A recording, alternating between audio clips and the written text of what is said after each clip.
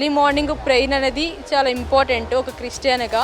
అది సొంతంగా మనం చేసుకోలేము, కానీ ఇక్కడ ఒక అలవాటు అనేది మమ్మీ మనకి ఎవ్రీడే చేసుకునేలాగా అలవాటు చేస్తున్నారు. అది చాలా హ్యాపీగా అనిపించింది నాకు.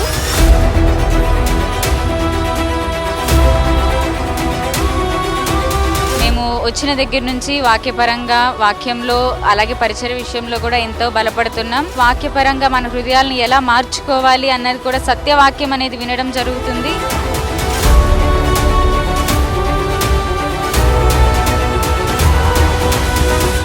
మేము ఈ ప్రార్థనకు వచ్చినప్పుడు ఇక్కడ అనేక ప్రార్థనలు ఆత్మీయంగా నేర్చుకున్నాము. ఫాస్టింగ్ ప్రేయర్స్ చాలా అద్భుతంగా జరుగుతున్నాయి. స్పిరిచువల్ గా గ్రో అవ్వాలి అనుకునే వాళ్ళు ఇక్కడికి వచ్చి చాలా ఇది ఒక మంచి ప్లాట్ఫామ్ గా భావిస్తున్నాం. అండ్ నాకు కూడా చాలా ఆత్మీయంగా ఎదగడానికి ఇది చాలా సహాయపడింది.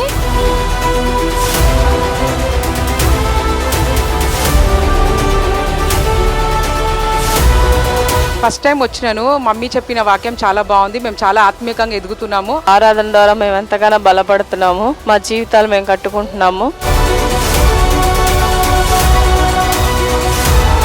ఉపవాస ప్రార్థనల ముగింపు సభ అక్టోబర్ 16 ముగింపు సభ. అక్టోబర్ 16 50 రోజుల ముగింపు సభ అక్టోబర్ 16. మేము వచ్చాం, మీరు రండి, అందరం కలిసి దేవుని రాజ్యాన్ని కడదాం.